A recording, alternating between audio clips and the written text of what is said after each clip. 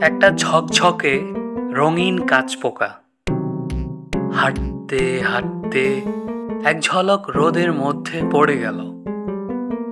ঝিকমিকিয়ে উঠল তার নকশা কাটা লাল নীল সবুজ শরীর। বিরক্ত হয়ে বলল, রোদ কেন? আমি চাই অন্ধকার, চির অন্ধকার।